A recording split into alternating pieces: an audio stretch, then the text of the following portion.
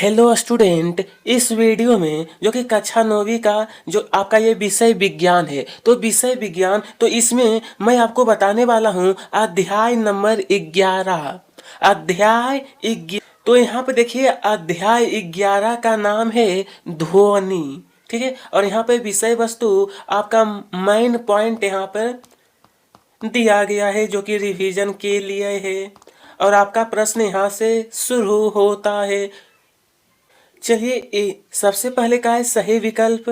पहला, ध्वनि की प्रबलता निर्भर करती है। ध्वनि की प्रबलता जो है ना, इसका राइट आंसर है आयाम। आयाम। अगला है ध्वनि का तारत्व। तारत्व निर्भर करता है, ये आपका निर्भर करता है आवृत्ति पर। आवृत्ति पर निम्नलिखित में से किस माध्यम में ध्वनि की चाल अधिकतम होगी? तो ध्वनि की चाल स्टील में।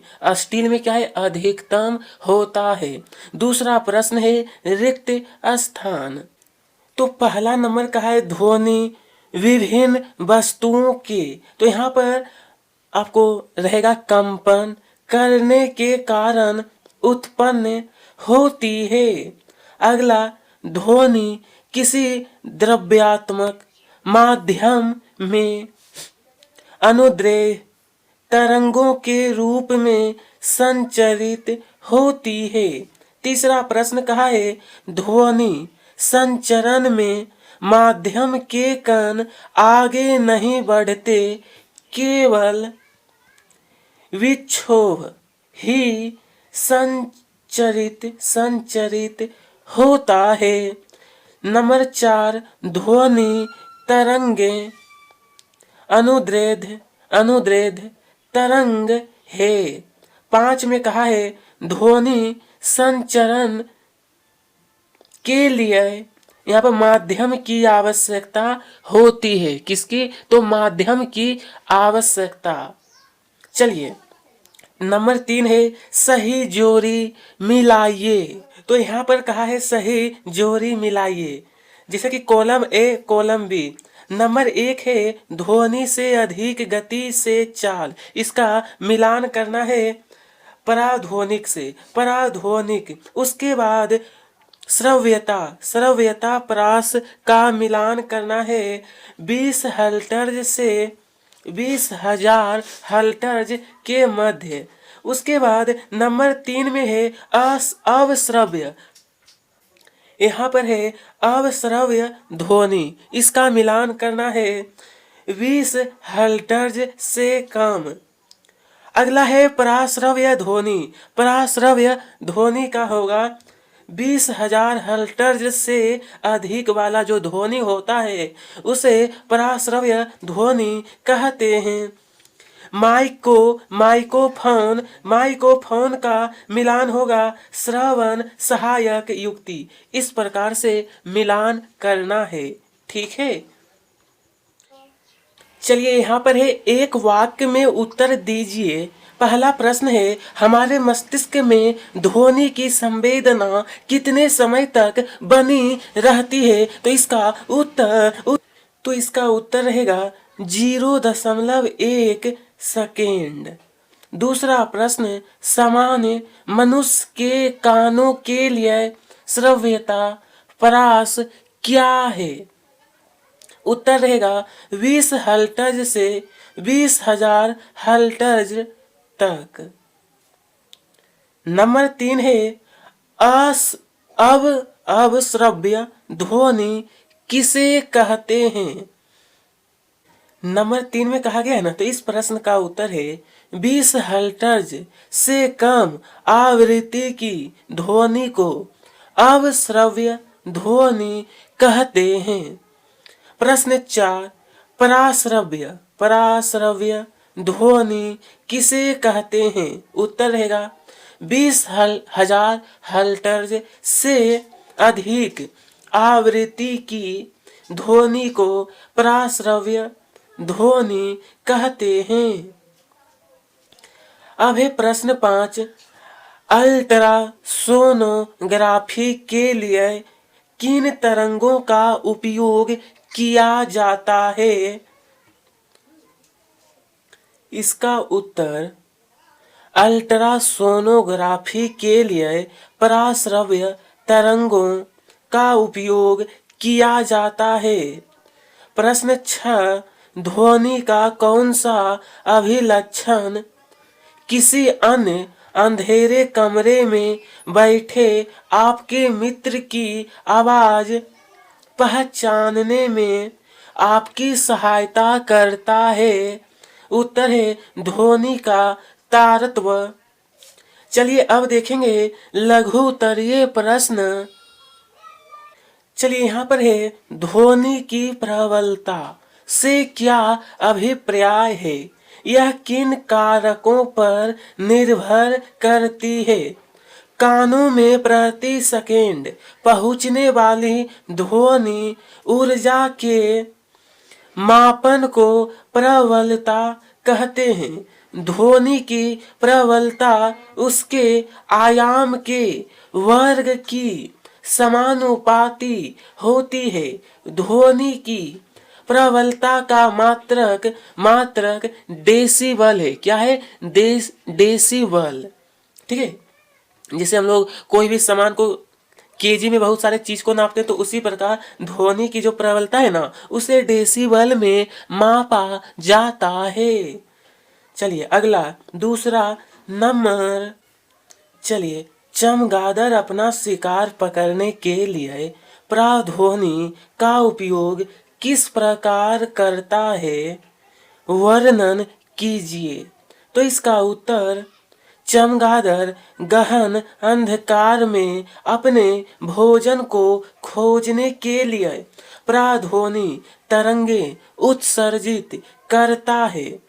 ये प्राध्वनि स्पंद अवरोधों या कीटों से परावर्तित होकर चमगादड़ तक पहुंचते हैं। परावर्तित स्पंदों की प्रकृति से चमगादड़ को पता चल जाता है कि अवरोध या कीट कहाँ पर है। ठीक है, अब देखेंगे प्रश्न 3 में कहा है सोनार की कार्यविधि तथा उपयोगों का वर्णन कीजिए। किसका? तो सोनार की। इस प्रश्न का उत्तर सोनार एक ऐसी युक्ति है जिसमें जल में स्थित पिंडों की दूरी, दिशा तथा चाल ज्ञात करने के लिए प्राध्वनि तरंगों का उपयोग किया जाता है। सोनार में एक प्रेषित ट्रांसमीटर तथा एक संसूचक रिसीवर होता है। इसे किसी नाव या जहाज में लगाया जाता है। प्रेषित ट्रांसमीटर यानी प्राध्वनि तरंगे उत्पन्न तथा प्रेषित करता है। ये तरंगे समुद्र तल में पिंड से परावर्तित होकर संसूचक द्वारा ग्रहण कर ली जाती है। जल में ध्वनि की चाल तथा प्राध्वनि के प्रेषण तथा संसूचन के समय अंतराल को ज्ञात कर पिंड की दूरी ज्ञात कर ली जाती है। प्रश्न क्रमांक 4। यहाँ पर प्रश्न है एक ध्वनि तरंग जो कि 339 मीटर सेकेंड इनवर्स की चाल से चलती है। यदि इसकी तरंग दैर्ध्य 1.5 सेंटीमीटर हो तो तरंग की आवृत्ति कितनी होगी? क्या ये श्रव्य होगी? इसका उत्तर। तो देखिए, ये आपका प्रश्न 4 का हल इस प्रकार से रहेगा। दिया है सबसे पहले ध्वनि तरंग की चाल बराबर 339 मीटर सेकेंड इनवर्स है। तरंग दैर्ध्य आपका 1.5 सेंटीमीटर। इसको हम लोग इस प्रकार लिख सकते हैं, 1.5 गुने 10⁻2 मीटर। तो सूत्र आवृत्ति बराबर चाल बटे का तरंग दैर्ध्य होता है। तो आवृत्ति बराबर 339 बटे का 1.5 गुने 10⁻²। तो इसे जब आप लोग सोल्व करिएगा ना तो निकल कर आएगा 22,600 हर्ट्ज। यह प्राश्रव्य ध्वनि है। ठीक है, चलिए प्रश्न 5 में कहा है ध्वनि तरंगों के, ये आपका प्रश्न क्रमांक 4 का उत्तर है। ये 5 नंबर है, ध्वनि तरंग के परावर्तन के दो व्यवहारिक उपयोग लिखिए। जो कि यहाँ पर कहा है ना, दो व्यवहारिक उपयोग। तो पहला रहेगा मेगाफोन या लाउड स्पीकर, हॉर्न, शहनाई यदि इस प्रकार बनाए, तो देखिए यहाँ पे हाँ कि वे ध्वनि को सभी दिशाओं में फैलाए बिना एक ही दिशा में भेजते हैं। इन सभी यंत्रों में शंक्वाकार भाग ध्वनि तरंगों को बार बार परावर्तित करके श्रोताओं की ओर भेजता है। इस प्रकार ध्वनि तरंगों का आयाम जुड़ जाने से ध्वनि की प्रबलता बढ़ जाती है। दूसरा नंबर रहेगा हृदय की धड़कन की ध्वनि स्टेथोस्कोप की रबर की नली में बारंबार परावर्तित होकर डॉक्टर के कानों में पहुंचती है। ठीक है, इस प्रकार से आपको दो व्यवहारिक उपयोग मैंने आपको बताया हूं। ठीक है, प्रश्न 5 भी पूरा हो गया है। यहाँ पर है अनुरणन क्या है, इसे कैसे कम किया जा सकता है। अनुरणन है ना, तो उत्तर है किसी बड़े हॉल की दीवारों, छत तथा फर्श से बार बार परावर्तन के कारण ध्वनि का स्थायित्व, ध्वनि का बने रहना अनुरणन कहलाता है। अनुरणन को कम करने के लिए हॉल की दीवारों, छत आदि पर ध्वनि अवशोषक पदार्थ अथवा पर्दे लगा दिए जाते हैं। ठीक है, चलिए अब देखेंगे प्रश्न 7। नंबर 7, किसी ध्वनि स्रोत की आवृत्ति जो कि 100 हर्ट्ज है, 1 मिनट में यह कितनी बार कंपन करेगा। सबसे पहले आवृत्ति बराबर 100 हर्ट्ज अर्थात 1 सेकेंड में 100 कंपन, यथा 1 मिनट में 60 गुने 100 यानी 6000 कंपन। ठीक है, इसके आगे देखेंगे अन्य प्रश्न।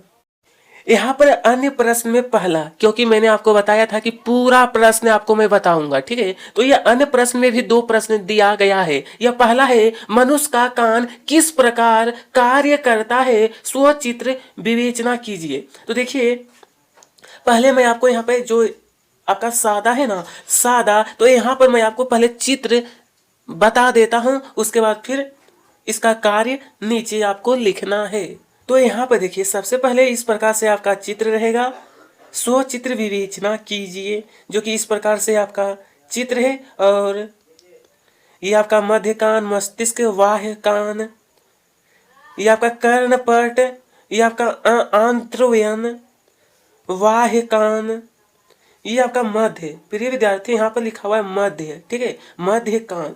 इस प्रकार से आपका यह चित्र रहेगा। उसके बाद अब देखेंगे इसका कार्य। देखिए सबसे पहले आपको लिखना है मनुष्य का कान 3 भागों में बांटा गया है।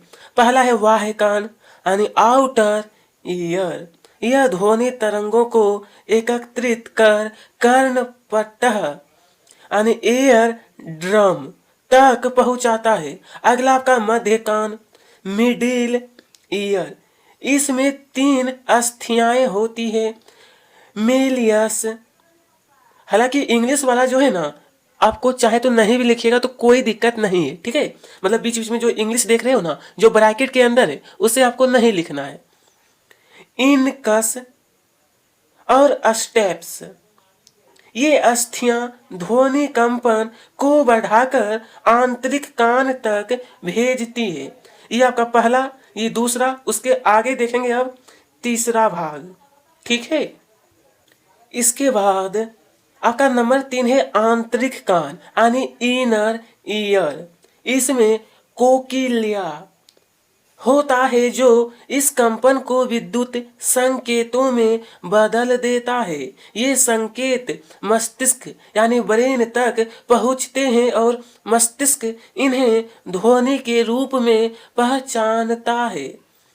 अब आपको लिखना है निष्कर्ष कि इस प्रकार कान ध्वनि तरंगों को ग्रहण कर मस्तिष्क तक पहुंचाने का कार्य करता है, ठीक है। इस प्रकार से आपका यह कंप्लीट हो गया नंबर 1। चलिए अब दूसरा प्रश्न, किसी धातु के ब्लॉक में दोषों का पता लगाने के लिए प्राध्वनि का उपयोग कैसे किया जाता है, वर्णन कीजिए। इसका उत्तर देखिए, उत्तर रहेगा सबसे पहले प्राध्वनि।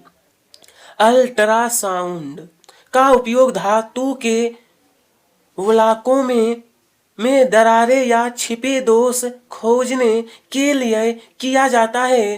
प्रक्रिया, इसमें पहला पॉइंट आपको क्या करना है, पॉइंट देकर लिखना है। सबसे पहले पराध्वनि तरंगे धातु के ब्लॉक में भेजी जाती है। उसके बाद फिर अगला पॉइंट,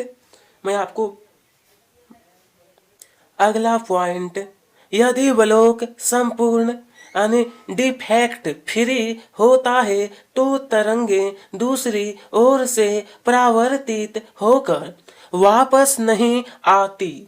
अगला, ये पॉइंट वाइज मैं बता रहा हूं, लेकिन यदि दरार या दोष क्रैक और कैविटी होता है तो तरंगे वहीं से परावर्तित होकर लौट आती है। परावर्तित तरंगों का पता डिटेक्टर द्वारा लगाया जाता है।